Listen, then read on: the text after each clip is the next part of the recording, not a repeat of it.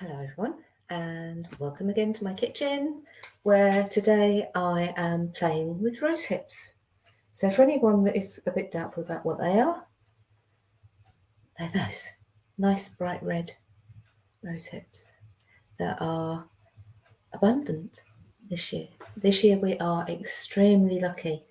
There is so much going on out in nature, and having recently been on a herb walk, which some of you may have seen Rachel mentioned, it got me fired up again. So I'd already been making my jams. There are other videos and blogs that I've done on my jams. So I haven't bored you with any more of those. But I'd never made rosehip syrup. And it was something that was mentioned on the walk. And I thought, I remember being given that as a child. I remember my mum giving me that. And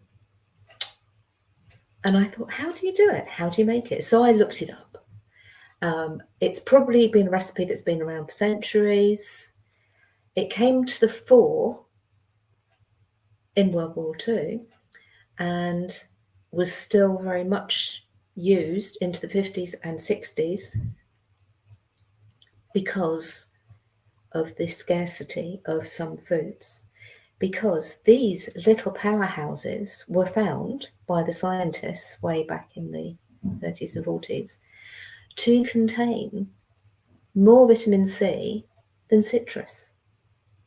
So during the war, when oranges and everything else wasn't available, people were advised to use these.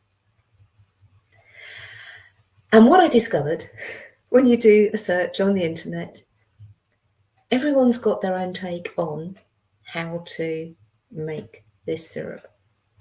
From what I can gather, I tried to go back to more traditional methods because some of the newer versions are lovely, they look lovely, but they have things added to them. Some of them add lemon. One of them said it was for preservation, which is probably right, but then the amount of sugar that you're using is actually preservative. So I'm not quite sure whether it was just a double whammy or I don't know, but that one of them said about adding lemon or lemon juice. And there were others that had other bits and pieces added. And I just wanted a simple, straightforward syrup. So went out picking yesterday.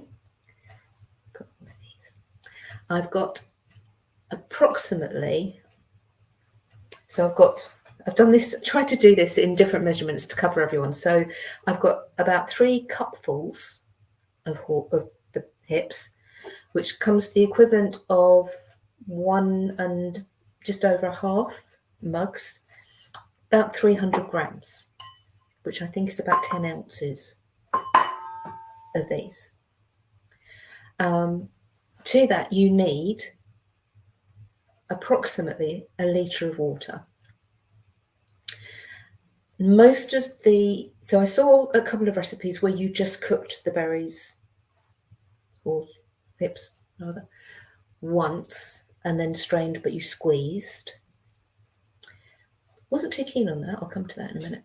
And then I saw several others where they said that you cooked one lot, you cooked all the hips first, strained it through the muslin or the cotton or the jelly bag or whatever you were using, and then you put all the pulp back and used fresh water and boiled them again and then strained them again. That made more sense to me. Simply because I was naughty at school. So who else wants to admit at this point that they used to get these off of the bushes at school and open them up and get the little hairs out and then touch one of your friends on the back of the neck? Or maybe somebody that wasn't your friend, you'd put a bit more on the back of their neck, because the hairs that these things contain actually are the equivalent of itching powder, and they are a devil to get rid of. So by doing the double bit, it made more sense because then you were straining. And I think one of them actually said to either you to all of them said to rinse off your muslin before you used it again. One of them actually said if you could use a completely new one for the second straining. So there was no chance of any of those little hairs getting through. You will be relieved at this point to know that I am not going to go through the whole making of this because my next thing going back. So I said that I went picking these yesterday.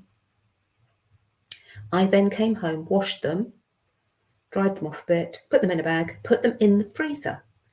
Because if you do that, it simulates them having had a first frost. So it actually sweetens up the berries.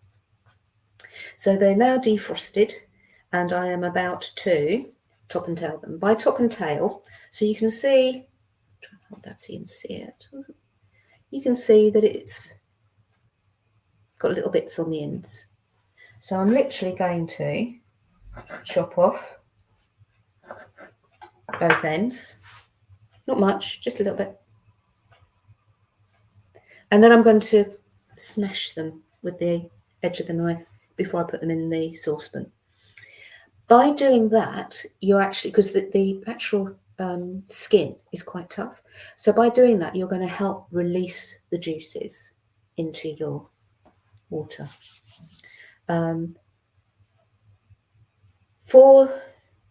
So you're going to need, so as I say, for me, I've got about 3 cupfuls of the hips, which in equivalent of water is about 1 litre. That's just over 2 pints. And I'm going to need, I think probably, let me just double check because I did sort this out before I started. So yeah, approximately 300 grams of sugar. It's a lot of sugar.